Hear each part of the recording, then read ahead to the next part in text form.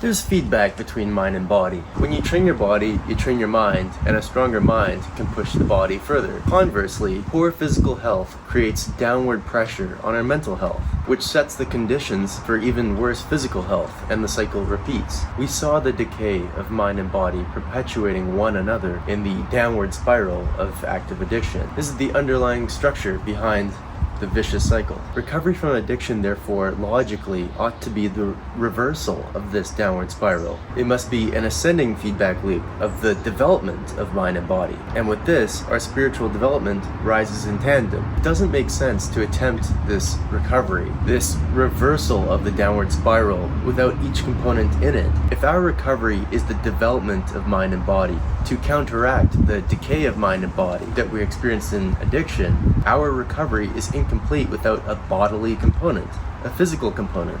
If we lost physical health in addiction, we can't recover without physical health gains. Only then can we properly perpetuate the mental health that we seek and leverage the same feedback that brought us to our knees in the opposite direction. If we don't do this, we can't gain the same upward momentum. If we try to recover without both elements in this recovery equation, it will be a constant struggle. You can't recover without recovering what you lost. And you see this in the desperation that characterizes recovery without fitness. Individuals who attempt sobriety while being physically unfit are always using the language of desperation. They speak of their experience as if they're walking a tightrope, and they are. If you think about recovery in terms of its geometry, recovery that doesn't have the feedback loop between mind and body is a tangent. These individuals who go to extra AA meetings when they're restless, irritable, and discontent, but don't exercise, these individuals who apply the principles of recovery in all their affairs, just not when it comes to their physical health, are running along a recovery tangent that they can get knocked off at any time. This is the reason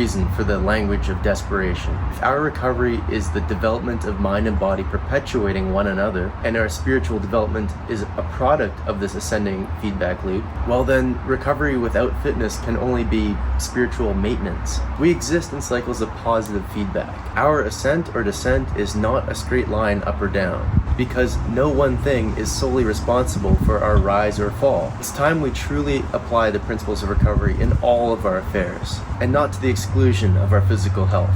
For starters, let's get rigorously honest about the physical component of our recovery, and let's take a searching and fearless physical inventory. Over the next couple weeks, I'm going to be producing a weekly newsletter where I talk about combining the principles of recovery with fitness for a more complete picture of recovery that includes both body and mind, the unraveling of which will be the first real mental approach to physical development. We all say fitness is mental. It's time we start doing something about it.